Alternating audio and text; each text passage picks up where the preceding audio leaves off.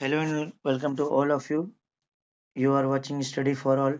CTET का यहाँ पे मॉक टेस्ट में शुरू करने जा रहा हूँ जो बहुत ही महत्वपूर्ण है। पिछले वर्ष 5 जनवरी 2022 को ये प्रश्न आए हुए थे सारे, तो इसका संकलन है 5 जनवरी 2022 के। तो स्टार्ट करते हैं, ज़्यादा समय न लेते हुए, ठीक है? तो देखिएगा ध्यान से, चलिए स्टार्ट करते हैं। तरुण भारत संघ का नाम आपने सुना होगा। तरुण भारत संघ एक ऐसी संस्था है जो जल के, ठीक है, संरक्षण के लिए कार्य करती है। बिल्कुल सही बात है, ठीक है। इस संस्था के प्रधान मतलब मुख्य कौन थे इसको ले जाने वाले? तो आंसर हो जाएगा सी। आप देख रहे हैं आंसर सी लिखा हुआ है, यानी राजेंद्र सिंह। कौन है? राजेंद्र सिंह जो है, ठीक है, इसके प्रधान है। इन्होंने ही इस तरुण भारत संघ में, तो उसको जूम कर देता हूँ, ठीक है। तो तरुण भारत संघ का निर्माण किसने किया था? तरुण भारत संघ भारत की एक गैर सरकारी संस्था यानी एनजीओ है, नॉन गवर्नमेंटल ऑर्गेनाइजेशन। इसकी स्थापना 30 मई 1975 को हुई। याद रखिएगा, तरुण भारत संघ की स्थापना 30 मई 1975 को हुई। यह जल एवं वन संरक्षण के लिए कार्य करती है। जल के साथ साथ वन संरक्षण के लिए यह कार्य करती है। इसके संस्थापक अभी बताया मैंने, राजेंद्र सिंह है। इनको भारत का जल पुरुष कहते हैं, वाटरमैन ऑफ इंडिया भी कहते हैं। और अगर जो ऑप्शन दिए थे, मेधा पाटकर जी का संबंध क्या है? नर्मदा बचाओ आंदोलन, मेधा पाटकर संबंध है। सुंदरलाल बहुगुणा जो थे चिपको आंदोलन से थे। समझ में आ रहा है कि नहीं? सुंदरलाल बहुगुणा। और पीसी जोशी जो थे, इनका पूरा नाम है पूरन चंद्र जोशी, भारत के साम्यवादी आंदोलन के प्रमुख आरंभिक नेताओं में से एक थे, ठीक है, एवं भारतीय कम्युनिस्ट पार्टी के महासचिव थे। समझिएगा, इतनी सारी चीज क्वेश्चन हो गया। दूसरा क्वेश्चन की बात करते हैं, बहुत ध्यान से देखिएगा। दूसरा क्वेश्चन बहुत जबरदस्त क्वेश्चन है। चलिए, वाटर चैप्टर से आया हुआ है, ठीक है। भूमिगत जल के स्तर की क्षीणता का मुख्य कारण क्या है? मतलब जो भूमिगत जल कम हो रहा है, इसका मुख्य कारण क्या है? बस ज्यादा जो आंसर पे मैं फोकस कर रहा हूँ, ठीक है, कि अंडरग्राउंड जो वाटर हो रहा है उसका लेवल जो हो रहा है वो कम क्यों हो रहा है? क्योंकि आंसर उसका सी हो जाएगा। सी मतलब ऑप्शन सही है। सिंचाई हेतु ट्यूबवेल तथा हाथ के पंपों का उपयोग होना। सिंचाई हेतु जो ट्यूबवेल यूज हो रहा है तथा हाथ के पंपों का यूज जो हो रहा है, उसके कारण क्या हो रही है? भूमिगत जल के स्तर की क्षीणता भी, ठीक है, का मुख्य कारण ये बन रहा है। क्षीण मतलब कम हो रहा है, अंडरग्राउंड वाटर लेवल कम होता जा रहा है, क्योंकि ये सभी कारण है। चलिए, अब कुछ क्वेश्चंस और भी जो आ सकते हैं वो भी यहाँ पे, ठीक है, थोड़ा मैं जूम कर दे रहा हूँ आपको एक चीज समझाने का। मुझे देखिए, मेरी जिम्मेदारी है, ठीक है। भूमिगत जल के स्तर की क्षीणता का मुख्य कारण क्या होता है? सिंचाई हेतु ट्यूबवेल तथा हाथ के पंपों का उपयोग करना, जैसे कि मैंने बताया अभी, ठीक है। थोड़ा सा इसका वो कम कर दे रहे हैं। चलिए, ठीक है। इसके अतिरिक्त कई दशकों से उद्योग जो होते आ रहे हैं, खेती-बाड़ी हो रही है। खेती-बाड़ी में देखिए कई सारे इरिगेशन सिंचाई के लिए, ठीक है, पंपिंग का प्रयोग किया रहा है। इससे अंडरग्राउंड वाटर क्या हो रहा है? कम हो रहा है, भूमिगत जल। विकास कार्यों व अन्य उपयोगों से भूगर्भीय जल में निर्भरता बढ़ने के कारण तथा जल के अंधाधुंध दोहन, भूजल स्तर तेजी से घटता आ रहा है। भू का जल स्तर है, अंडरग्राउंड वाटर जो है लेवल है, वो क्या होता है? कम होता है। भारत में विश्व की 17.5% जनसंख्या निवास करती है। 100% अगर विश्व की जनसंख्या है तो उसमें 17.5% जो है वो इंडिया की पॉपुलेशन है। नेक्स्ट क्वेश्चन की बात करते हैं, ठीक है। तथा जल केवल 4% है। मतलब पीने योग्य जो ये बता रहा है, वैसे वैसे देखा जाए 2.7% जो लवणीय, अभी आएगा ऑप्शन में, अलवणीय जल है वो पाया जाता है। चलिए आगे बढ़ते हैं। इसीलिए जल को बचाने के लिए 22 मार्च को विश्व जल दिवस मनाया जाता है। तो विश्व स्तर पर जल दिवस मनाया जाता है। यूएनओ वर्ष, ठीक है, यूएनओ ने, यूएनओ जानते होंगे, यूनाइटेड नेशन ऑर्गेनाइजेशन ने, ठीक है, 2013 को विश्व जल वर्ष के रूप में मना चुका है। तो 2013 जो है, ठीक है, विश्व जल वर्ष, वर्ल्ड वाटर ईयर घोषित किया है। चलिए नेक्स्ट क्वेश्चन की बात करते हैं, ठीक है। आपको जबरदस्त तरीके से क्वेश्चन पढ़ना है, आपको आंसर भी देना है। कई स्थानों पर अम्ल वर्षा जिसे एसिड रेन बोलते हैं, जलीय विविधता को प्रभावित करे। भाई, वाटर बायोडाइवर्सिटी को जो क्या कर रही है? प्रभावित कर रही है, एक्वेटिक बायोडाइवर्सिटी को। अम्ल वर्षा निम्न में से किन प्रमुख रसायनों के कारण होती है? मतलब कौन से रसायन है चार, तो उनमें से कौन सा होता है? तो याद रखिएगा, दो अम्ल ज्यादा जिम्मेदार होती हैं। एक H2SO4, H2SO4 जिसे हम बोलते हैं सल्फ्यूरिक अम्ल, और एक होता है HNO3 जिसे हम बोलते हैं नाइट्रिक अम्ल। तो यहाँ पे जो बी ऑप्शन है, बी ऑप्शन सही है। देखिए मैं यहाँ पे मिटा, देखिए फिर से मैं, जो बी ऑप्शन है याद है वो सही है बिल्कुल, ठीक है। और ये देखिए आपको दिख रहा है नाइट्रिक एसिड, ठीक है, और क्या दिख रहा है सल्फ्यूरिक एसिड, ये बिल्कुल सही आंसर है, समझिएगा सही आंसर है इसका। चलिए ठीक है, अब एक चीज मैं बता दे रहा हूँ, जरूर में जल्दी जल्दी। चलिए देखिए ध्यान से, अम्लीय वर्षा से क्या आते हैं, ठीक है, अम्लीय वर्षा के बारे में समझा देते हैं। ठीक है, अम्लीय वर्षा नाइट्रिक अम्ल और सल्फ्यूरिक अम्ल के कारण होती है।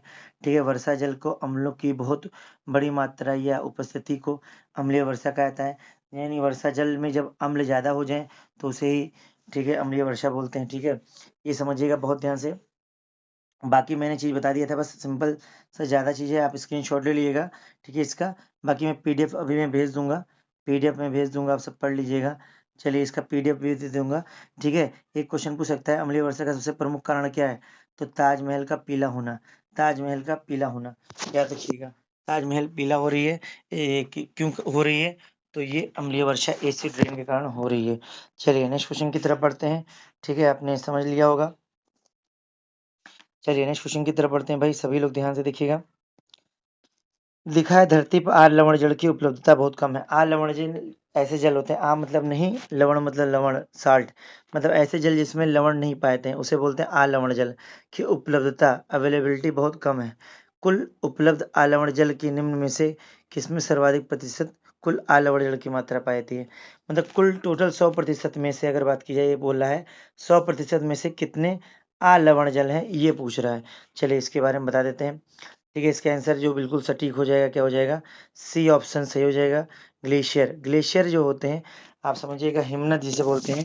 ठीक है, हिम मतलब बर्फ, ठीक है, बर्फ के बहुत बड़े टुकड़े को, जैसे कह सकते हैं बर्फ का ये बहुत बड़ा टुकड़ा है, इसको क्या बोल देंगे? ठीक है, कई सारे टुकड़े होते हैं, छोटे छोटे छोटे छोटे, कई सारे टुकड़े, इनको बड़ा बना दोगे तो इसे बोलेंगे ब्लॉक्स ऑफ आइस, मतलब इसे ग्लेशियर बोलते हैं, हिमनद बोलते हैं। तो भाई ग्लेशियर में क्या है? ग्लेशियर में ये होता है कि भाई ग्लेशियर में आपको लवण की मात्रा नहीं पाई थी, लवण जो होता है नहीं पाई थी। जब लवण नहीं होगा तो उसे क्या बोलेंगे? आलवण। तो आलवण जल का सबसे बड़ा एग्जाम्पल इसमें क्या हो जाएगा? ग्लेशियर हो जाएगा। क्या हो जाएगा? ग्लेशियर हो जाएगा। इसको देख लेते हैं जरा। ठीक है, धरती पर उपलब्ध संपूर्ण जल, जो संपूर्ण जल मतलब 100% में है, ठीक है, 97.3 जो है, 97 दिख रहा होगा आपको, 97.3% जो है वो लवणीय है। तो 100 में से अगर 97 ये जो माइनस कर देंगे तो बचेगा कितना? तो 2.7 बचेगा। कितना? तो 2.7% जो हो जाएगा, ये 2.7 जो है आपको दिख रहा होगा। ठीक है, आपको मैं फिर से समझा देता हूँ। 2.7 जो परसेंट है, ठीक है, 2.7% जो है अलवणीय जल, जिसे हम ताजा जल बोलते हैं। क्या बोलते हैं? ताजा जल बोलते हैं। समझ रहे हैं कि नहीं? मेरी बात समझ में आया होगा। चलिए आगे बढ़ते हैं, नेक्स्ट क्वेश्चन।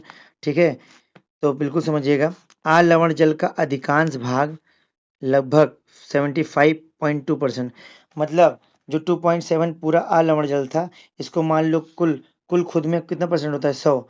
तो 100 में सबसे ज्यादा 75 पॉइंट, मतलब 100 में से लवण जल में से, ठीक है, 75.21% ग्लेशियर का ही लवण जल होता है। तो ग्लेशियर का जो जल होता है वो अलवणीय होता है, मतलब उसमें लवण की मात्रा नहीं पाई जाती है। चलिए आगे बढ़ते हैं नेक्स्ट क्वेश्चन के साथ। ठीक है, बहुत ध्यान से देखिएगा। कौन सा क्वेश्चन? 5वां नंबर का क्वेश्चन है, बहुत ध्यान से देखिएगा। चलिए भाई सभी लोग ध्यान से देखिएगा। निम्न में से जल के विषय में कौन सा सही नहीं है? ठीक, समझिएगा, बस जल्दी जल्दी मैं समझा दे रहा हूँ। ये सारा ऑप्शन देगा। देखिए इसमें ऑप्शन जो सबसे सटीक है वो सी ऑप्शन बिल्कुल सही है। कौन सा? सी ऑप्शन दिख रहा होगा आपको। C option, density of water is maximum 100 degree Celsius, मतलब डेंसिटी जो वाटर होता है, ठीक है, कौन सा सही नहीं है? ठीक है, सही नहीं पूछा है, देखो सही नहीं है ये पूछा है, सही नहीं है। तो वाटर की जो डेंसिटी होती है, सॉरी, जो वाटर की क्या होती है डेंसिटी होती है, वो 4 डिग्री सेल्सियस होती है। कितनी? 4 डिग्री सेल्सियस होती है। और इसने बोला है density of water is at minimum at 100 degree Celsius, मतलब इसने बोला है जल का घनत्व 100 डिग्री सेल्सियस से ऊपर होता है, नहीं 4 डिग्री सेल्सियस होता है, तो ये सही नहीं है। तो देखिएगा इसके बारे में यहाँ पे लिखा समझाया भी गया है कि जल का घनत्व जैसे मैंने बताया 4 डिग्री सेल्सियस होता है। ठीक है, पर सर्वाधिक माना जाता है। जल की विशेषताएं क्या है ये समझ जाएंगे। जल का 100 डिग्री सेल्सियस पर क्या होता है, बॉइलिंग पॉइंट। तो वाटर का बीपी क्या होता है, बॉइलिंग पॉइंट, मतलब क्वथनांक कितना होता है, तो 100 डिग्री सेल्सियस होता है। मतलब पानी गर्म कब होगा, तो उसे जब 100 डिग्री सेल्सियस का टेम्परेचर दिया जाएगा तब वो गर्म हो जाएगा। चलिए आगे बढ़ते हैं, बहुत ध्यान से देखिएगा। आप स्क्रीनशॉट लेते जाइएगा, देखिए स्क्रीनशॉट ले लीजिएगा इस बॉक्स का। नेक्स्ट क्वेश्चन के साथ आपके साथ आगे बढ़ते हैं, ठीक है। यहाँ पे आपको कुछ लिखे हुए हैं क्वेश्चंस, देखिएगा ध्यान से। क्वेश्चन दिया है, रीता अपने नौकरी वाले माता पिता, छोटे भाई, दादा दादी, चाचा परिवार के साथ रहती है, ठीक है। इस समझिएगा ध्यान से, इस प्रकार की परिवार व्यवस्था को कहते हैं जहां पर, ठीक है, चाचा चाची, दादा दादी, ये ठीक है, मम्मी पापा, ठीक है, उनके लड़के, उनके लड़के की वाइफ, ये जितना भी परिवार होगा, तो माता पिता, समझिएगा मेरी बात ध्यान से, ठीक है। थोड़ा सा मैं थोड़ा बड़ा कर दूं, ठीक है, जूम कर दे रहा हूँ, समझिएगा ध्यान से। जहां पर माता पिता दिखे, क्या दिखे, माता और क्या दिखे, पिता दिखे, और उनके अविवाहित बच्चे अगर दिखे, है ना, अविवाहित मतलब वो शादी नहीं, शादीशुदा ना हो, उनके माता पिता के जो बच्चे हैं वो अविवाहित हों, तो वो कैसा परिवार कहलाएगा, एकल परिवार कहलाएगा, याद रखिएगा, एकल परिवार कहलाएगा। जैसे ये हट देखिए, जैसे क्या हो जाए ये, ठीक है, मान लीजिए ये आ क्या हो जाए, ध्यान से देखिएगा, ये आ क्या हो जाए, ये हट जाए, विवाहित बचे, जैसे विवाहित हो जाएंगे वो एकल परिवार से क्या हो जाएगा, संयुक्त परिवार हो जाएगा। और यहाँ तो कई सारा संयुक्त परिवार मतलब बड़ा परिवार, ठीक है, यहाँ पे दिया हुआ है, ठीक है। इसका आंसर क्या हो जाएगा, ध्यान से देखिएगा, जहाँ पे इतने सारी फैमिली होगा तो इसका आंसर हो जाएगा डी। ऑप्शन क्या है इसका, डी सही है। ध्यान से देखिएगा, इसका आंसर क्या सही है भाई, डी सही है। क्या है, डी सही है। जैसे इसमें है क्या, बहुत ध्यान से देखिएगा, डी क्या था, देखिएगा ध्यान से, ये उसे बोलेंगे संयुक्त परिवार, जिसमें परिवार के सभी सदस्य क्या होते हैं भाई, सदस्य साथ रहते हैं, उसे एकल परिवार कहते हैं। देखिए जैसे, ठीक है, जैसे रीता के परिवार को संयुक्त परिवार कहेंगे, पहली बात अविवाहित बच्चे हैं ही नहीं, दादा दादी, नाना नानी जी से सब लोग हैं, चाचा चाची सब दिया हुआ है, ठीक है। तो संयुक्त परिवार क्या होता है, संयुक्त परिवार में क्रमशः 3 पीढ़ियां रहती हैं, ध्यान से देखिएगा। अभी माता पिता और उनके अविवाहित बच्चे, तो अभी ये मतलब 1 से 2 ही के बीच में रह रहे हैं, ठीक है, लेकिन जिसमें 3 पीढ़ियां रहती हैं, दादा दादी, माता और उनके लड़के, भाई बहन हो गए, तो ये जो 3 पीढ़ियां होंगी, तो उस परिवार को एकल परिवार नहीं कहेंगे। जहां पर एकल परिवार उसे कहते हैं माता पिता और उनके अविवाहित बच्चे को, समझ जाइएगा। चलिए नेक्स्ट क्वेश्चन की बात करते हैं, बहुत ध्यान से देखिएगा। चलिए क्वेश्चन यहाँ पे देखिएगा, 4 ऑप्शन यहाँ पे दिए हुए हैं, ठीक है। लिखा है, पैने चपटे चौड़े आगे के दांतों वाले पशुओं के भोजन के लिए प्राथमिकता भिन्न होती है। ये पशु निम्न में से कौन सी खाद्य संबंधी प्राथमिकता को चुनेंगे।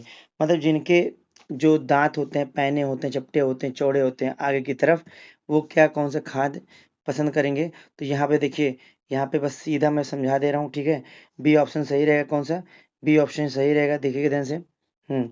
ये जो बी ऑप्शन है आपका, ठीक है, ग्रास एंड हर्ब्स, मतलब घास और, ठीक है, ध्यान से, घास और शाक खाना पसंद करेंगे, क्यों, ध्यान से देखिएगा, घास और शाक, तो हो जाएगा पैने चपटे एवं चौड़े आगे के दांतों वाले पशु जो होते हैं, भोजन के लिए दूसरे के मांस खाने के लिए उपयुक्त, देखिए, जिसके पैने चपटे एवं चौड़े आगे के दांत होंगे, वो पशुओं के भोजन के लिए दूसरे पशुओं के मांस खाने के लिए उपयुक्त होगा।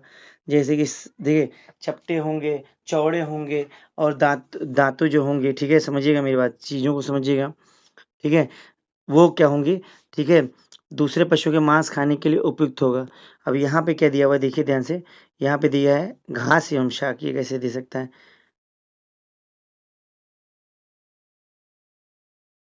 चलिए बताता हूँ अभी, चलिए ध्यान से देखिएगा, ठीक है। आगे की तरफ जो चौड़े और नुकीले दांत होंगे, ठीक है, वो देखिए होगा क्या उसका, जैसे शेर हो गया, बाघ हो गया, आदि के दांत जो इस प्रकार के दांत होते हैं जिनका प्रयोग वे शिकार एवं चीड़-फाड़ में करते हैं।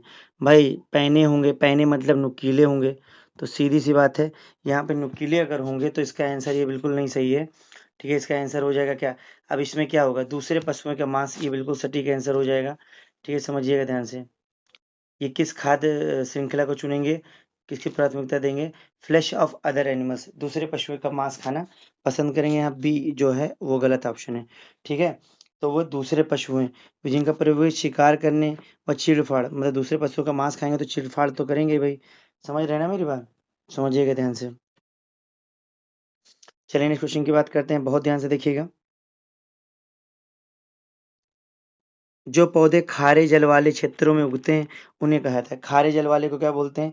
समझिएगा ध्यान से, खारे जल वाले को क्या बोलते हैं? बहुत ध्यान से देखिएगा, यहाँ पे स्क्रीनशॉट ले लीजिएगा, सारा लिखा हुआ है, ज्यादा समय वेस्ट नहीं करेंगे, ठीक है?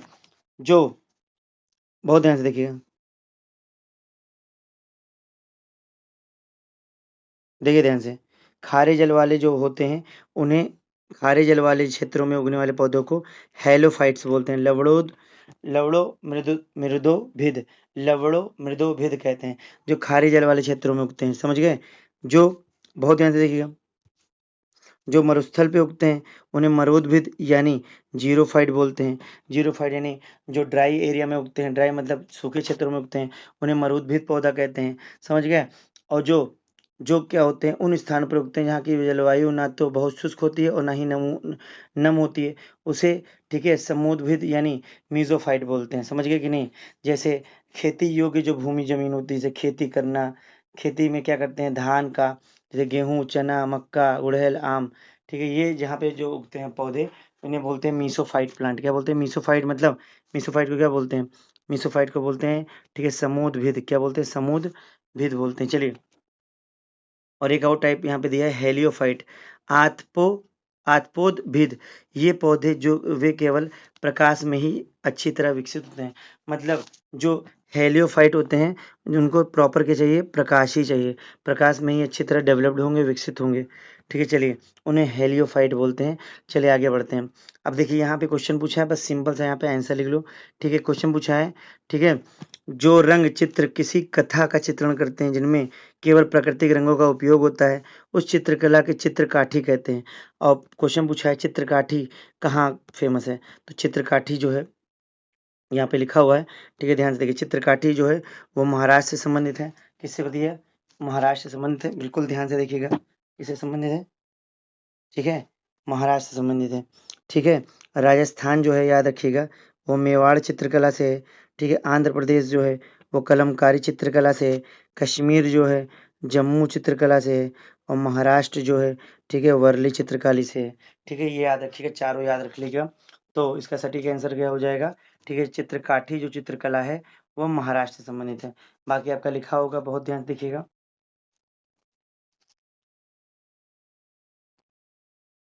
चलिए भाई, इसको बताइए जरा। क्वेश्चन पूछा है, उन आदिवासी वर्गों की पहचान कीजिए जो हिमाचल प्रदेश में भारत के मूल निवासी हैं। तो हिमाचल प्रदेश में, ठीक है, मैंने पढ़ाया था आपको, गद्दी जनजाति पाई थी। कौन सी? गद्दी जनजाति। और आपको ऑप्शन में दिख रहा हो गद्दी, कहाँ दिख रहा है? गद्दी भैया दिख रहा है आपको क्या? ये गद्दी, गद्दी दिख रहा है, क्या दिख रहा है भैया? थोड़ा सा और छोटा कर दें, ठीक, चलिए, गद्दी आपको दिख रही है, ये देखिए, गद्दी आपको गद्दी जनजाति दिख रही होगी। तो गद्दी जनजाति का संबंध किससे? हिमाचल प्रदेश से। किससे भैया? गद्दी जनजाति का संबंध किससे? हिमाचल प्रदेश से, समझिएगा। ठीक है, गद्दी जनजाति हिमाचल प्रदेश से संबंधित है। संथाली जो है, ये दिया हुआ है, संथाली भी समझिएगा क्या? संथाली का संबंध किससे है?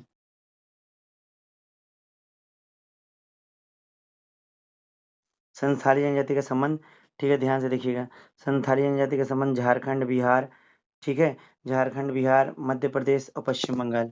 ठीक है, वैसे झारखंड बिहार के लिए ज़्यादा फेमस है। ठीक है, मध्य प्रदेश के साथ पश्चिम बंगाल में भी आपको संथाली दिखेंगे। गोंड जो होती है भारत की दूसरी सबसे बड़ी जनजाति मानी जाती है। ये भारत के लगभग 13 राज्यों में निवास करती है। ठीक है, और कहाँ कहाँ करती है? छत्तीसगढ़, मध्य प्रदेश, उड़ीसा, आंध्र प्रदेश। मध्य प्रदेश, छत्तीसगढ़, मध्य प्रदेश से अलग हुआ छत्तीसगढ़, उड़ीसा, आंध्र प्रदेश में निवास करती है। अगर बात की सहरिया, ठीक है, किसकी बात कीजिए? शहरी जनजाति, जनजाति राजस्थान में पाई जाती है। ठीक है, बस समझिएगा, बस बहुत ध्यान से पढ़ना है आपको। ठीक है, शहरी जनजाति का संबंध किससे? राजस्थान से। चलिए आगे बढ़ते हैं। नेक्स्ट क्वेश्चन, निम्न में से कौन सा मिजोरम का सबसे प्राचीन नृत्य है? मिजोरम का पूछा है भैया। ठीक है, मिजोरम का, चलिए, मिजोरम का अगर पूछा है तो भैया भाई थोड़ा सा अच्छे से बड़ा करके जूम करके बता दूं। देखिए किसका पूछा है, चलिए किसका पूछा भैया? मिजोरम का पूछा है। तो देखिए ध्यान से, ठीक है, मिजोरम का जो होता है वो चेराव नृत्य होता है। कौन सा? मिजोरम का जो होगा, ठीक है, ध्यान से देखिएगा, मिजोरम का जो होगा सी, ऑप्शन सी सही है, चेराव नृत्य। जो ऑप्शन जो आपका सी सही है, चेराव नृत्य। ठीक है, देखिएगा ध्यान से, बहुत ध्यान से समझिएगा। ठीक है, चेराव नृत्य मिजोरम का एक पारंपरिक बांस नृत्य है। ये बांस को लेकर, बांस का कोपल होता है, कोपल, ठीक है, कोपल, ठीक है, कोपल लेकर नृत्य करते हैं। ठीक है, ये मिजोरम का सबसे पुराने नृत्यों में से एक माना जाता है। बांस नृत्य के नाम से भी इसे, चेराव नृत्य को बांस नृत्य के नाम से भी जानते हैं। और देख लिए कौन कौन से नृत्य होते हैं। सत्रिया नृत्य असम का है, रौफ नृत्य जम्मू एंड कश्मीर का है, गरबा जानते हो, गरबा गा से गरबा तो गा से गुजरात। चलिए आगे बढ़ते हैं। नेक्स्ट क्वेश्चन का बहुत ध्यान से देखिएगा। ठीक है, बहुत ध्यान से देखिएगा, आप सब तभी कर पाओगे। Which is the largest rail unit, मतलब पूछा है भारत का सबसे बड़ा रेल मार्ग कौन सा है, तो बहुत ध्यान से देखिएगा। इसका आंसर क्या हो जाएगा, डिब्रूगढ़ से कन्याकुमारी। डिब्रूगढ़ देखिए असम में है। ठीक है, असम आपने देखा होगा, असम जो है ये देखिएगा, यहाँ पे मैं बना दे रहा हूँ, यहाँ पे असम है और कन्याकुमारी यहाँ पे है तमिलनाडु का। ठीक है, तो यहाँ से ट्रेन चलेगी यहाँ पे, समझ रहे हैं कि नहीं मेरी बात। तो आंसर इसका हो जाएगा डिब्रूगढ़ से कन्याकुमारी। भारत का सबसे बड़ा रेल मार्ग डिब्रूगढ़ से कन्याकुमारी है। इसकी कुल लंबाई 42-33 किलोमीटर है, 4233 किलोमीटर है। ठीक है, विवेक एक्सप्रेस इस पर चलने वाला भारत की सबसे लंबी दूरी करने वाला, तो पूछेगा सबसे लंबी दूरी तय करने वाला कौन सा है। ठीक है, विवेक एक्सप्रेस है भारत का, समझ गए, समझ गए, बहुत ध्यान से देखिएगा। सबसे बड़ा रेल मार्ग पूछेगा तो ये हो जाएगा डिब्रूगढ़ से कन्याकुमारी। ठीक है, ये तथा विवेक एक्सप्रेस जो है इस पर चलने वाली भारत की सबसे लंबी दूरी तय करने वाली, ठीक है, रेल रेल क्या है, ठीक है, ट्रेन है। ठीक है, और अगर बात की गई दुनिया में, ये भारत जो है, ठीक है, समझिएगा, तथा दुनिया में है जो भारत जो है चौथे स्थान पे है। ठीक है, रेल मार्ग की बात करें, ठीक है, प्रथम नंबर पे अमेरिका है, दूसरे पे चीन है, तीसरे नंबर पे स्थान पे रूस है। ठीक है, तो अमेरिका फर्स्ट, ठीक है, चीन दूसरे पे और रूस तीसरे पे और चौथे नंबर पे हमारा भारत है। चलिए भैया, होगा भी कि जनसंख्या भी बहुत ज़्यादा है, नहीं हो पाएगा इतना मैनेज। ठीक है, बहुत ध्यान से देखिएगा। कल्पना चावला एक भारतीय मूल की अमेरिकी अंतरिक्ष यात्री हैं, जिनका निधन हो गया था, जानते होंगे, अंतरिक्षयान में ही। ठीक है, कुछ वर्ष पहले ही, ठीक है, कुछ वर्ष पहले का बोल सकते हैं, अभी समय हो गया, 20 साल बीत गए। ठीक है, 20 साल पहले इनका क्या हो गया, निधन हो गया। ठीक है, हमारी आन बान शान, ठीक, कल्पना चावला। अब देखिए, कल्पना चावला जो है भारतीय मूल की अमेरिकी अंतरिक्ष यात्री हैं। भारतीय मूल की मतलब पहले भारत में थी, लेकिन अब वो कहाँ हो गई थी, कहाँ शिफ्ट कर चुकी थी, अमेरिका की। ठीक है, इनकी मौत जो हुई थी 1 फरवरी 2003 को हुई थी, अंतरिक्ष यान से वापस लौटते समय हुआ था। कहते हैं बहुत काफ़ी कम बचा हुआ था डिस्टेंस, उतने में ही, ठीक है, वो क्रैश कर गया। यह मूल रूप से हरियाणा के करनाल में पैदा हुई थी। हरियाणा का करनाल बहुत फेमस है, वहीं पैदा हुई थी। और अंतरिक्ष में जाने वाली पहली भारतीय मूल की महिला अंतरिक्ष थी। ठीक है, कौन, कल्पना चावला, ठीक, पहली भारतीय महिला थी, ये याद रखिएगा। चलिए आगे बढ़ते हैं, बहुत ध्यान से देखिएगा, यहाँ पे लिखा हुआ है, ठीक है, जल्दी पढ़ लेता हूँ मैं। ठीक है, पक्षी विभिन्न प्रकार के घोंसले बनाते हैं तथा घोंसले बनाने के लिए विभिन्न स्थानों का चुनाव करते हैं। इनमें से पक्षी पेड़ के तनों में अपना घोंसला बनाते हैं, कौन सा पक्षी जिसमें पेड़ के तनों में अपना घोंसला बनाता है, बी ऑप्शन सही है। ठीक है, बसंत गौरी, जिसे बारबेट के नाम से भी जानते हैं, किस नाम से जानते हैं, थोड़ा सा देखिएगा, इन्हें किस नाम से जानते हैं, बारबेट। ठीक है, ये देखिएगा ध्यान से, बसंत गौरी जो है, इन्हें बारबेट बोलते हैं। पेड़ के तने में गहरा छेद करके अपना घोंसला बनाती है और वहीं पे क्या देती है, अंडे देती है, क्या देती है भाई, अंडे देती है, क्या देती है, अंडे देती है, समझिएगा। दूसरा क्या है, कौवा जो होता है पेड़ की ऊंची डाल पे अपना घोंसला बनाता है, क्या, देखिए ध्यान से, कौवा जो होता है पेड़ की सबसे, पेड़ की कौवा जो होता है पेड़ की ऊंची डाल पर अपना घोंसला बनाता है। ठीक, ध्यान से देखिएगा। कौवा वाला हो गया शक्कर खोरा, जिसे सनबर्ड बोलते हैं, क्या बोलते हैं, ये किसी छोटे पेड़ या झाड़ी की डाली पे लटकता हुआ अपना घोंसला बनाता है। ठीक है, ये भी देख लीजिएगा अच्छे से।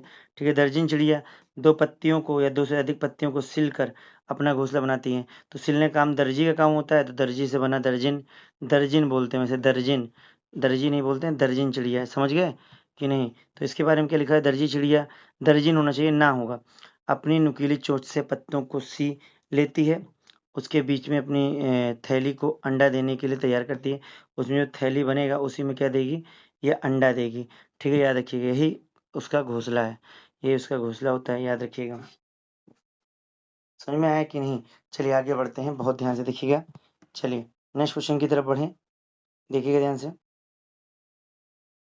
हम्म, वैश्विक महामारी के समय डॉक्टरों ने विटामिन सी से भरपूर भोजन ग्रहण करने के लिए मात्रा देखिए उन्होंने सुझाया था जब कोविड-19 था, तो विटामिन सी क्या होता है?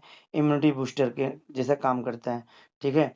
तो क्यों? क्योंकि ये इसका आंसर सही हो जाएगा, संक्रमण से संक्रमण से निजात दिलाता है, इन्फेक्शन से लड़ता है या संक्रमण के विरुद्ध लड़ने की ताकत प्रदान करता है विटामिन सी, ठीक है? एनर्जी प्रोवाइड करता है, विटामिन सी का रसायन नाम स्कॉर्बिक अम्ल होता है, खट्टे फलों में पाया जाता है, आंवला इसका अच्छा स्रोत माना जाता है क्या? आंवला, ठीक है? सबसे पहले खोजा गया विटामिन सी है।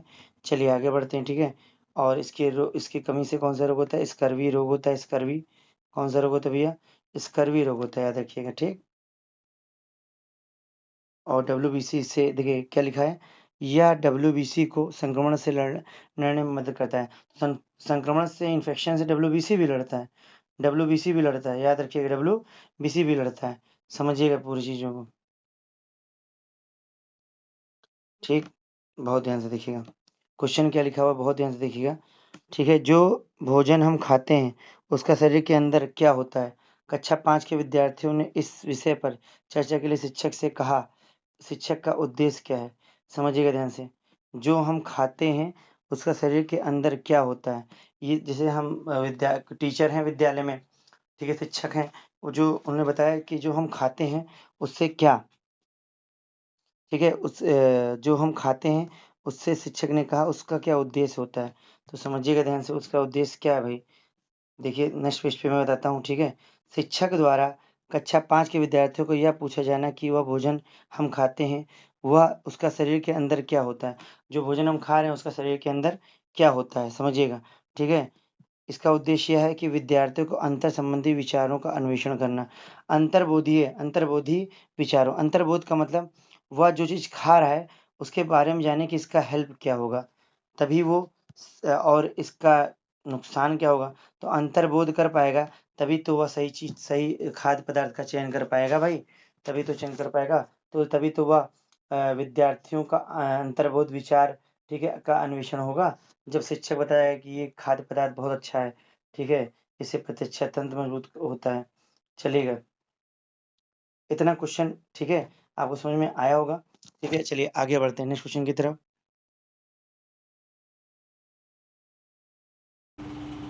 चलिए देखते हैं आगे, चलिए ठीक है, समझिएगा, बहुत बढ़िया क्वेश्चन है, 17 नंबर का है ये क्वेश्चन दिया है। कक्षा 4 के अध्यापक आयान एक संग्रहालय की यात्रा का आयोजन करते हैं, मतलब एक संग्रहालय है, ठीक है, म्यूज़ियम है, ठीक है, वहाँ पे यात्रा का आयोजन करते हैं कि यहाँ चलना है।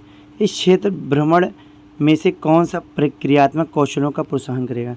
मतलब भ्रमण विधि से एक प्रकार से क्वेश्चन आया है, ठीक है। आयान जो है एक लड़का है, ठीक है, आयान द्वारा आयोजित संग्रहालय के क्षेत्र भ्रमण से अवलोकन, भैया जब वो जाएगा, ठीक है, वहाँ के बारे में ऑब्ज़र्व करेगा, और ऑब्ज़र्व करेगा कोई चीज़ की क्या ये नई चीज़ से क्या मिलेगा, इससे किसका निर्माण होगा, इससे नई नई चीज़ें उसके माइंड में आएगा, तो वो ऑब्ज़र्वेशन करेगा, अच्छा इससे ये हो सकता है, ठीक, कोई भी चीज़ नई चीज़ उसके लिए होगी, तो नई चीज़ होती है तो उसमें और भी बालक जो होगा वो क्रिएटिव कुछ और भी उसके अंदर माइंड डेवलपमेंट होगा, ऑब्ज़र्वेशन करेगा भाई, ठीक है, कि हाँ अच्छा ये, ठीक है, तो सबसे बड़ी चीज़ होती है, ठीक है। इसका सटीक आंसर क्या हो जाएगा? जहाँ पे आपको मैंने बताया था आपको, जहाँ भी आपका, ठीक, क्या आ जाएगा, जहाँ भी आपका, बहुत ध्यान से देखिएगा, जहाँ भी आपका ऑब्जर्वेशन आ जाए, ठीक है, क्या आ जाए भाई, ये क्या हो रहा है, ठीक है, देखिए जहाँ भी आपका ऑब्जर्वेशन, जिसे हम बोलते हैं अवलोकन, क्या बोलते हैं? अवलोकन, ठीक है, ऑब्जर्वेशन एंड मेकिंग मॉडल्स, मतलब कह सकते हैं, ठीक है, वो अवलोकन करेगा और मॉडलों का निर्माण करेगा, ठीक, समझिएगा ध्यान से। इसे होगा छात्रों को अवलोकन, अवधारणाओं, कॉन्सेप्ट समझने में आएगा, अनुभवों से परिचित कराने के लिए क्षेत्र भ्रमण, इससे हमें क्या अनुभव मिला, क्या सीख मिली, ठीक है, यह एक क्षेत्र भ्रमण का उत्तम तरीका है, उसके अंदर ऑब्जर्वेशन आ जाएगा, ठीक है, मॉडलों का निर्माण, वो खुद कुछ न कुछ एक्टिविटी करेगा, उसके अंदर क्रिएटिविटी भी होगी, ठीक है, जो कक्षा के वातावरण में प्रदान नहीं किया जा सकता। भाई क्लासरूम में आप क्या बता सकते हो, एक श्यामपट या श्वेतपट होता है, उसमें आप समझा सकते हो, कुछ लिखा सकते हो। जब प्रैक्टिकली एनालाइज करोगे, बच्चों को बाहरी संसार से जोड़ना है ना, तभी तो इससे ही ऑब्जर्व कर पाएगा बच्चा। चलिए नेक्स्ट क्वेश्चन की बात करें, 18 नंबर की। इसमें एक चीज़ देखिए क्या लिखा हुआ है, जल में वस्तुओं की घुलनशीलता का अवलोकन करने के लिए क्रियाकलाप ईवीएस की अध्यापिका मीरा अपने छात्रों से चीनी, नमक, नींबू का रस, हल्दी, आटा, मैं थोड़ा बड़ा कर दे रहा हूँ, हल्दी, आटा थोड़ा बड़ा कर दे रहे हैं, ये देखिए ध्यान से, हल्दी, आटा आदि लाने के लिए कहती है। छात्रों से यह सब चीज़ें लेकर आने के लिए कहने का सर्वोत्तम कारण क्या है?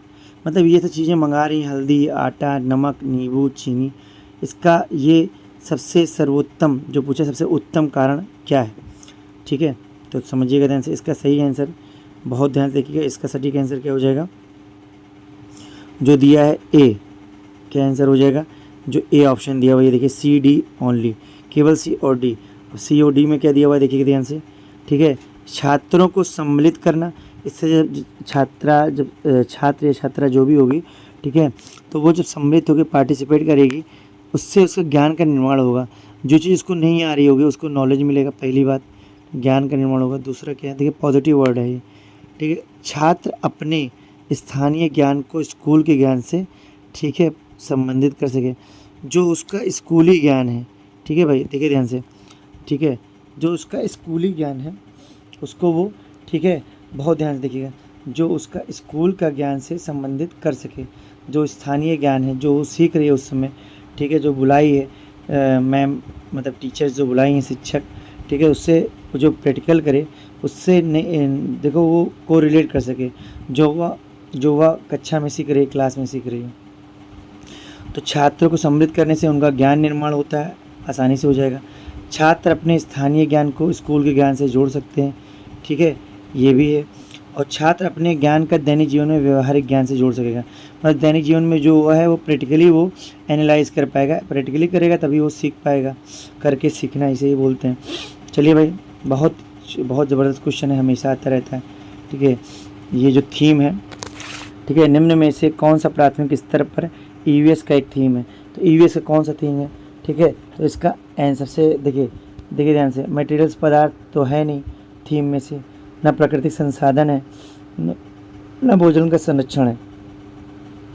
थीम की बात करेंगे कि थीम क्या है, तो थीम जो है ध्यान से देखिएगा, चीज़ें हम चीज़ें कैसे बनाते हैं और जो कैसे करते हैं, यही दिया है, ठीक है। तो अब देख लीजिए कितनी थीमें होती हैं। ईवीएस का एक थीम हम कैसे बनाते हैं, यह जो दिया है ये है। ईवीएस के कुल 6 थीम होती है। अगर आप थोड़ा बड़ा करके मैं यहाँ पे अगर मैं दिखाना चाहूँ, ईवीएस की कुल कितनी थीम होती है? ईवीएस की 6 थीम शामिल होती है। कितनी थीम? 6 थीम शामिल होती है। एक है परिवार मित्र, दूसरा भोजन, तीसरा आश्रय, चौथा पानी, पांचवा यात्रा और छठवां जो होता है चीज़ें हम कैसे बनाते हैं। ये 6 थीम है, इनमें से कोई भी ऑप्शन में आएगा वो सही होगा। तीनों ऑप्शन हो गए तो उपयुक्त सभी होगा, ये समझिएगा। चलिए 20 क्वेश्चन का पे चलते हैं।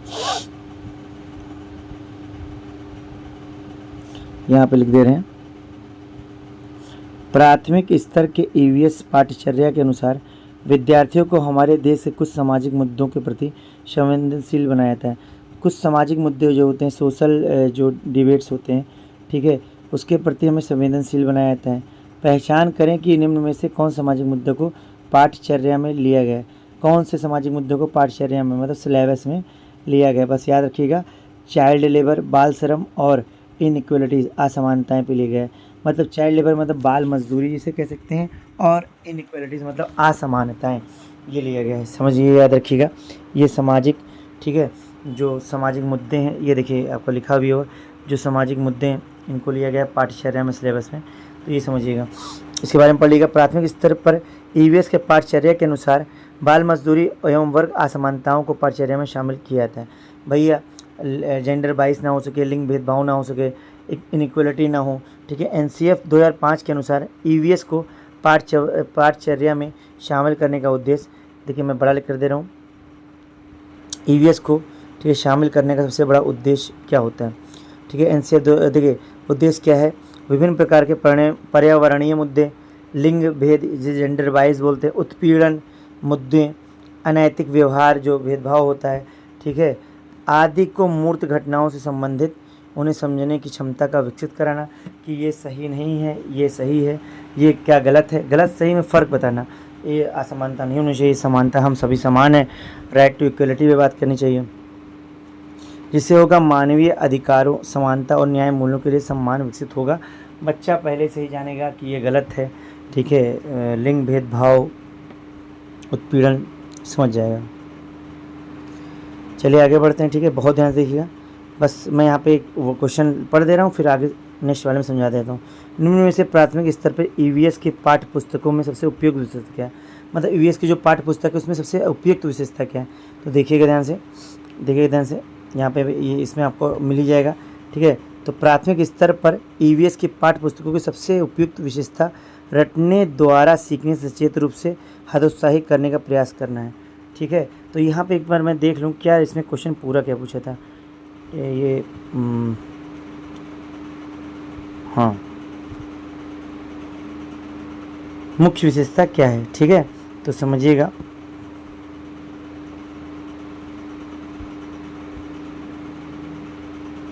हाँ, तो रटने द्वारा सीखने को सचेतन, कि भैया रटने द्वारा आपको नहीं पढ़ना है, ठीक है, सचेतन, इस ऐसे सचेतन नहीं चाहिए, ठीक है। सी क्या है? प्राथमिक स्तर पर ईवीएस की पाठ्य पुस्तकों की सबसे उपयुक्त विशेषता रटने द्वारा सीखने को सचेतन, सचेत करना, ठीक है, हतोत्साहित जिससे बच्चे ना हो, ठीक है। एनसीएफ 2005 का मुख्य उद्देश्य जीवन एवं ज्ञान के मध्य की दूरी को कम करना। जीवन एवं, समझिएगा, ज्ञान के मध्य की दूरी को कम करना था। इस प्रक्रिया में बच्चों को विद्यालय जीवन को बाहरी जीवन से जोड़ना और रटने को हतोत्साहित करना चाहिए। मतलब रटने को बताओ कि हतोत्साहित करो, भैया रटना नहीं सही है, ठीक है, बच्चे को, ठीक है, बाहरी जीवन, बाहरी संसार से जोड़ना, ये सबसे बड़ी चीज़ है। चलिए भैया आगे बढ़ते हैं। 22वां क्वेश्चन है, ध्यान से देखिएगा, ठीक है। 36 मिनट हो चुके हैं, मैंने सोचा था कि 15-20 मिनट में ख़त्म कर दूंगा। चलिए, ठीक है, समझना बहुत जरूरी। ईवीएस की पाठ्य पुस्तकों में कहानियों एवं वर्णन का उपयोग करने का सबसे उपयुक्त कारण निम्न में से कौन सा है? समझिएगा, बस आप सब पढ़ लीजिएगा। इसका आंसर क्या हो जाएगा? ए हो जाएगा। देखिए ध्यान से, क्या हो जाएगा? ए हो जाएगा, ठीक है, बहुत ध्यान से, ये ए हो जाएगा।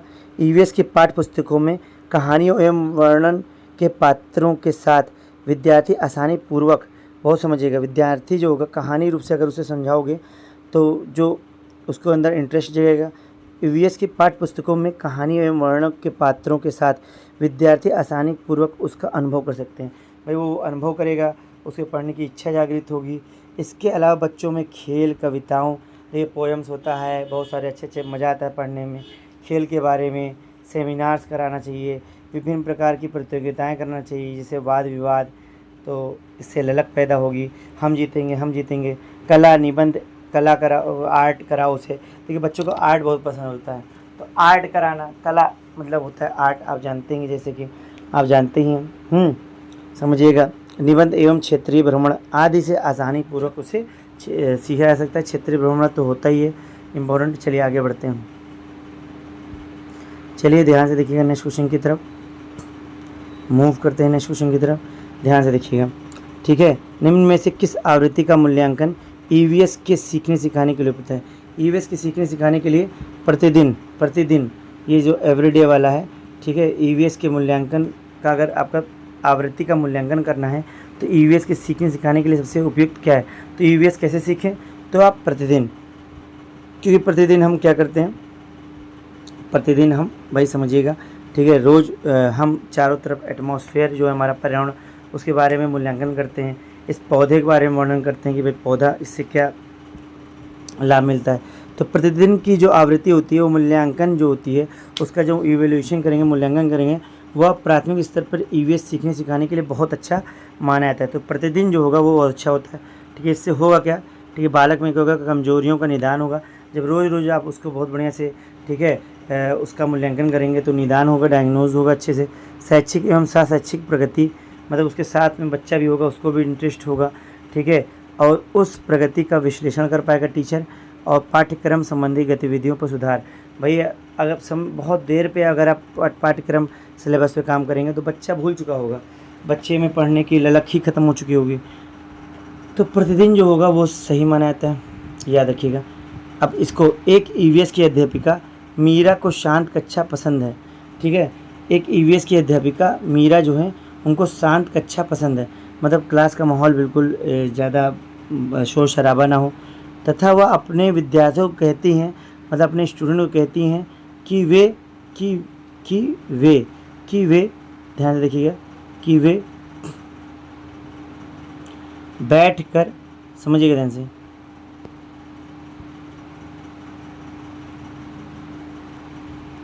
कि वे बैठ कर अपने, बहुत ध्यान से देखिएगा, कि वे बैठ कर अपना कार्य करें, बैठ कर अपने काम करें, उसके विद्यार्थी निम्न में से किससे वंचित रहेंगे। भाई अब टीचर कहेगा भाई बैठ के ही काम करो, बैठ के ही अपना काम करो, तो उससे बालक में क्या चाहिए वो नहीं कर पाएगा, उसके अंदर क्या नहीं सीख पाएगा। तो सबसे बढ़िया है, ठीक है, सहपाठी द्वारा सीखना। ठीक है, तो समझिएगा ध्यान से, पीयर लर्निंग इसे बोलते हैं, सहपाठी द्वारा सीखना। तो देखिएगा इसका मतलब, शांत कक्षा में विद्यार्थी द्वारा अपने कार्य करने से सहपाठी द्वारा सीखने जैसे अधिगम से वंचित हो जाएंगे। ठीक है, सहपाठी जो साथ में क्लासमेट होते हैं उससे वो सीख नहीं पाएंगे। ठीक है, करें जब अपना अपना ही कार्य करना होगा तो अब जो बालक, ये बालक अपना काम करेगा, ये बालक अपना काम करेगा, तो भाई समझिए जाहिर सा बात है, जब अपना अपना ही काम करेंगे तो भाई वंचित नहीं रहेंगे सहपाठी द्वारा सीखने में, सहपाठी द्वारा सीख नहीं पाएंगे। इसका 4 ऑप्शन मैंने यहाँ पे लिखा हुआ है, ये बना हुआ है, आप इसका स्क्रीनशॉट ले लीजिएगा चारों का। चलिए मैं इसको काट दे रहा हूँ, अब स्क्रीनशॉट ले लीजिएगा। चलिए आगे बढ़ते हैं। तो विद्यार्थी जब एक ऐसे विद्यार्थी हैं जिनको शांत कक्षा पसंद है, भाई क्लास में डिसिप्लिन से शोर शराबा ना हो, ठीक है, वो कहती हैं बालकों से कि अपना अपना, ठीक है, अपना कार्य कीजिए, तो जो और बच्चे हैं वो एक दूसरे से जो कुछ और बताएंगे तो वो सीख नहीं पाएंगे। समझिएगा 25वां क्वेश्चन है, ठीक है, शिक्षक द्वारा पूछे गए प्रश्नों के उत्तर में से निम्न में से कौन सी युक्तियाँ विद्यार्थियों के आकलन के लिए सही है। ठीक है, तो ध्यान देखिएगा, शिक्षक के द्वारा कुछ प्रश्न के उत्तर के लिए मांग की गई है, मतलब टीचर कुछ क्वेश्चन पूछ रहा है स्टूडेंट से। ठीक है, उनमें से कौन सी युक्तियाँ विद्यार्थियों के आकलन के लिए सही है, समझिएगा बहुत ध्यान से। ठीक, क्या सही है इसमें, तो याद रखिएगा, इसमें जो सी ऑप्शन जो आपको दिख रहा है कौन सा, भाई देखिएगा बी एंड सी दोनों, ये आपसे सही है बिल्कुल, बी और सी, समझिएगा ध्यान से, बी और सी। इसमें क्या है, उत्तरों में छात्रों के मूल विचारों का मूल्यांकन। भाई वो जब शिक्षक कुछ जानना चाहेगा कि बालक क्या उत्तर देगा, तो उससे उसका विचार पता चलेगा, मूल विचार, उसका आकलन कर पाएगा शिक्षक, समझिएगा।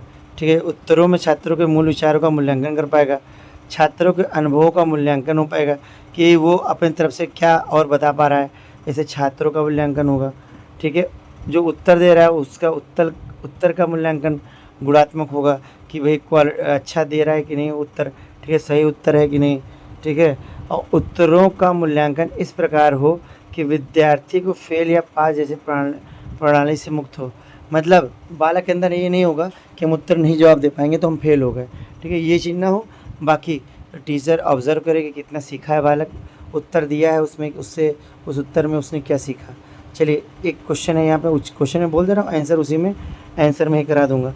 ठीक है, ध्यान से, भोजन विषय पढ़ते हुए सुनीता, भोजन का टॉपिक पढ़ रही थी सुनीता, एक पर्यावरण अध्यापिका की निम्नलिखित में से कौन सी युक्ति छात्रों में अन्वेषण प्रकृति को बढ़ावा देगी।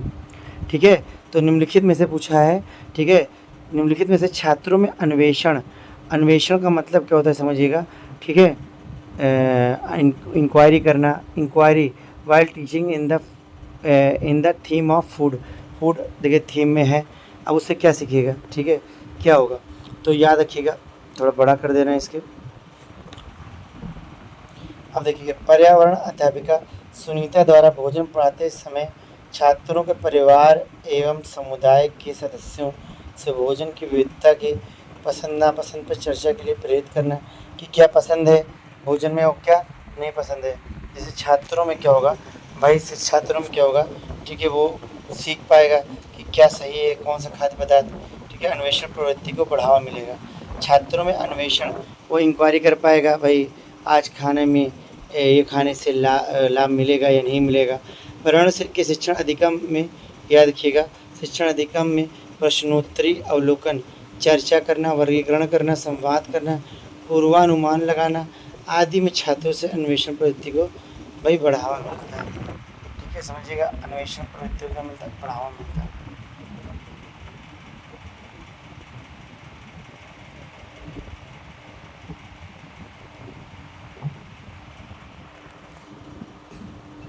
तो चलिए आगे बढ़ते हैं, ठीक है। बहुत ध्यान से देखिएगा,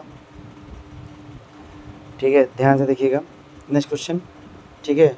रोनाल्ड राउस की कहानी आप देखे होंगे, पर्यावरण अध्ययन की पाठ्य पुस्तकों में स्थान भी दिया गया है, ठीक है। रोनाल्ड राउस के बारे में पढ़ा दे रहा हूँ, यहाँ पे देख लीजिए, ठीक है। अभी ये 4 ऑप्शन दिए हैं, देख लीजिएगा 4 ऑप्शन, ठीक है। 3 ऑप्शन दिया हुआ है, कौन सा सही है तो देखिए ध्यान से, बहुत ध्यान से, ठीक है। रोनाल्ड राउस की कहानी पर्यावरण अध्ययन की पाठ्य पुस्तकों में स्थान देने का उद्देश्य क्या है, ठीक है। विद्यार्थियों को खोज के लिए प्रेरित करना। रोनाल्ड राउस ने खोज करके दिखाया, इससे बालक में क्या होगा कि हम भी खोज करेंगे, हम तब तक हार नहीं मानेंगे, जब तक हम जीत नहीं जाएंगे, जब तक हम इसे सफल नहीं हो जाएंगे, तब तक हम प्रयास करते रहेंगे, ठीक है। ये इससे सीखने मिलेगा। तो विद्यार्थियों को खोज के लिए प्रेरित होगा, हमेशा बच्चा प्रेरित होगा कि हम खोज करते रहेंगे, ठीक है, हम कुछ खोज जरूर करेंगे, ठीक है। दूसरा, विद्यार्थियों को मलेरिया और मच्छर में संबंध जोड़ने कि मच्छर से मलेरिया का क्या संबंध है, कि वैज्ञानिक कैसे कार्य करते हैं, इसको भी दृष्टिगत करना, ये बच्चा समझेगा, उसके बारे में जान पाएगा। चलिए आगे क्वेश्चन बढ़ते हैं, ठीक है। थोड़ा बड़ा होता है ये, समझिएगा ध्यान से, ठीक। निम्नलिखित वाक्यों में से इकाई योजना में सबसे उचित विशेषता पहचानी। इकाई योजना में तो इसका सबसे उचित क्या है कि, ठीक है, कि यह विषय वस्तु के बड़े भाग की गहन योजना है। समझिएगा, बस समझिएगा। इकाई योजना से क्या होता है, इकाई योजना के लिए सबसे उच्च विशेषता क्या है कि विषय वस्तु के बड़े भाग की ये गहन योजना मानी जाती है। इकाई योजना का उद्देश्य क्या होता है, इकाई योजना का उद्देश्य क्या होता है, समझिएगा क्या उद्देश्य होता है। तो इकाई योजना का उद्देश्य पाठकों की स्पष्टता ज्ञान, पाठक जो पाठ है, जो चैप्टर है, इसकी स्पष्टता ज्ञान की भैया इसके बारे में, इसमें हमें क्या पढ़ना है, इसकी स्पष्ट ज्ञान, क्रियाओं तथा अनुभवों को एक संगठित रूप से, ठीक है, जोड़ना है, परस्पर संबंधित होते हैं तथा छात्रों के व्यवहारों में अपेक्षित परिवर्तन होते हैं। समझिए कि नहीं।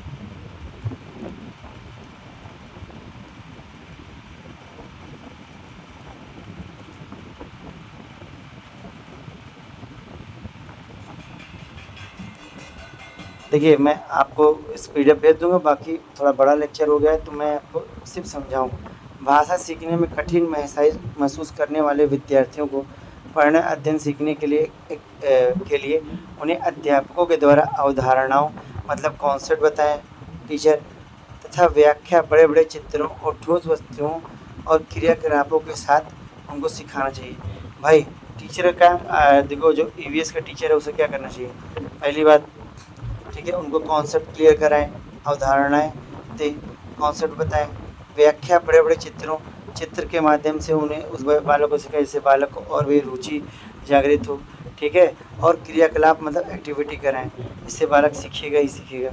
चलिए लास्ट क्वेश्चन है 30 क्वेश्चन का, ठीक है, ध्यान से देखिएगा, बस मैं इसको आंसर करा दे रहा हूँ, ठीक है, ठीक है। थीम जो है यात्रा, जानते 6 थीम में से यात्रा भी एक थीम का पार्ट है, जैसे भोजन, ठीक है, यात्रा, ठीक है, भ्रमण, चीज़ें हम कैसे बनाते हैं, उसमें से एक थीम है यात्रा।